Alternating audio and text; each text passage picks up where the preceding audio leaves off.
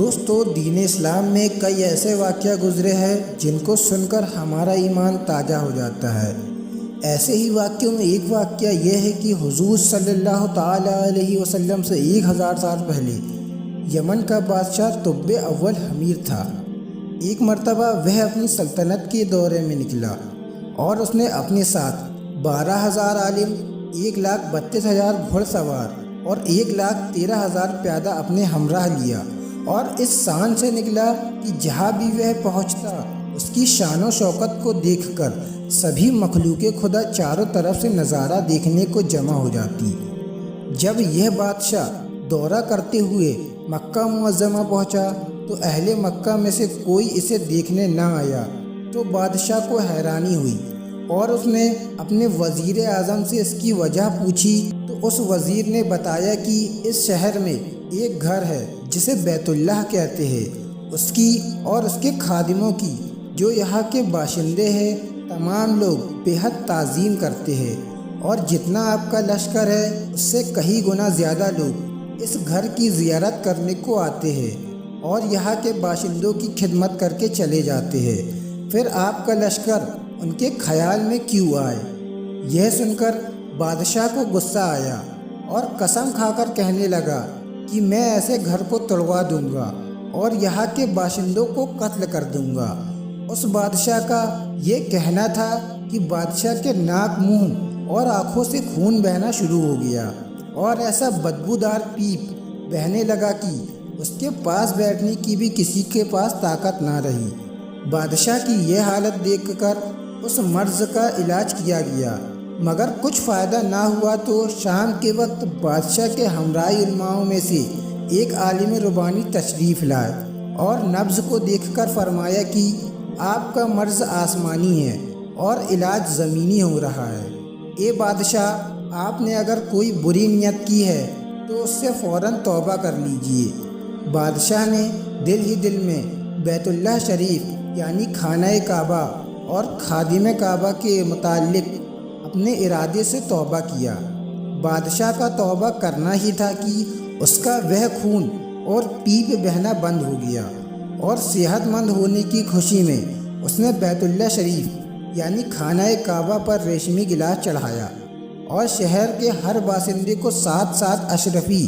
اور اس کے ساتھ 7 ریشمی جوڑے امداد کیے۔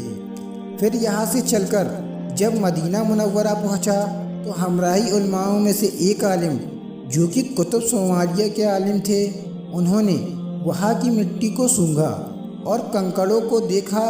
تو نبی آخر الزماں صلی اللہ تعالیٰ علیہ وسلم کی ہجرت گاہ کی جو علامتیں انہوں نے پڑھی تھی ان کے مطابق اس سرزمین کو پایا، تو انہوں نے عہد کیا، ہم یہی مر جائیں گے مگر اس سرزمین کو نہ چھوڑیں گے۔ اگر ہماری قسمت میں ہوا تو کبھی نہ کبھی نبی کریم صلی اللہ تعالیٰ علیہ وسلم یہاں تشریف لائیں گے اور ہمیں بھی زیارت کا شرف حاصل ہوگا، ورنہ ہماری قبروں پر ضرور کبھی نہ کبھی تو ان کی جوتیوں کی مقدس خاک اڑ کر پڑ ہی جائے گی، جو ہماری مغفرت کے لیے کافی ہے۔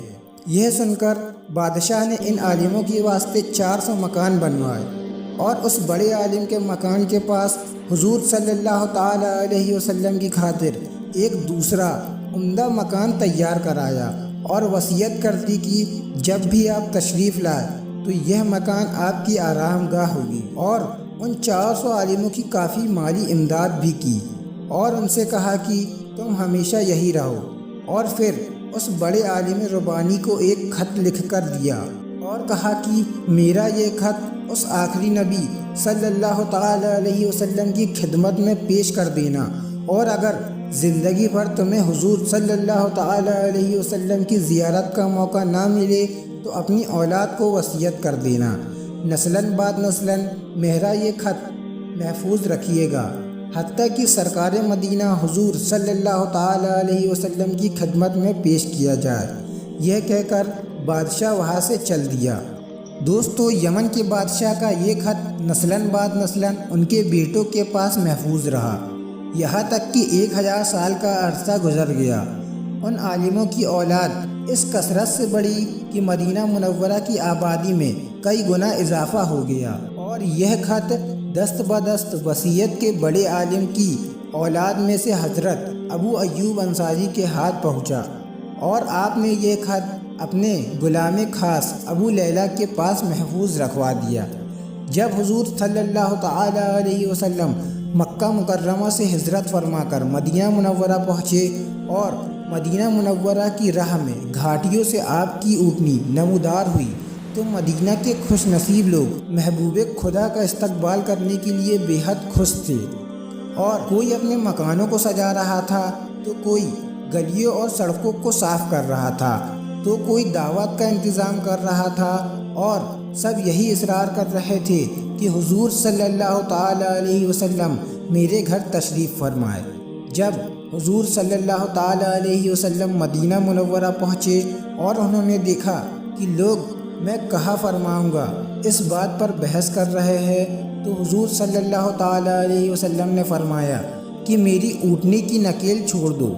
جس گھر میں یہ ٹھہرے گی اور بیٹھ جائے گی وہی میری قیام گاہ ہوگی۔ چنانچہ جو 2 منزلہ مکان یمن کے بادشاہ نے حضور کی خاطر بنوایا تھا، وہ اس وقت ابو ایوب انصاری کی تحویل میں تھا،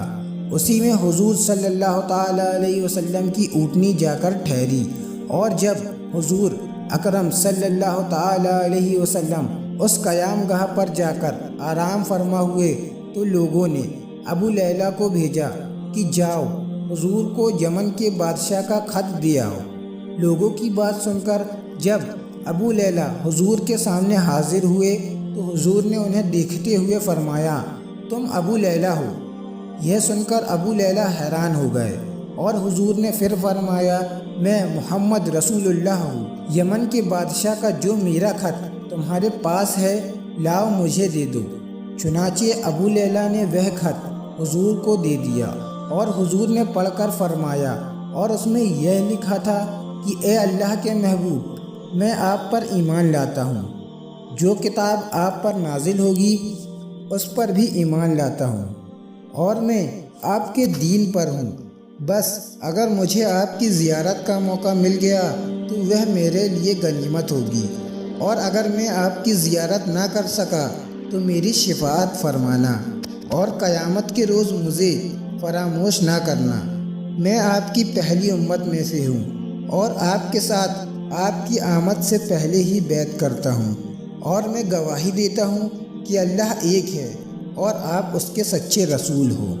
تو دوستو، ہمیں اس واقعے سے یہ پتہ چلتا ہے کہ ہمارے نبی حضور صلی اللہ تعالی علیہ وسلم کی آمد کا ذکر ہر دور میں ہوا ہو، چاہے وہ حضرت آدم علیہ السلام کا دور ہو یا پھر حضرت عیسیٰ علیہ السلام کا دور ہو۔ اور ساتھ ہی اس واقعے سے یہ پتہ چلتا ہے کہ یمن کا بادشاہ طب حمیر کس طرح گھمنڈ میں چور ہو کر خانہ کعبہ کو توڑنے کی بات کرتا ہے، اور اللہ کے عذاب کا مستحق ہو کر اور حضور صلی اللہ تعالی علیہ وسلم کی شان سن کر دین اسلام قبول کر لیتا ہے۔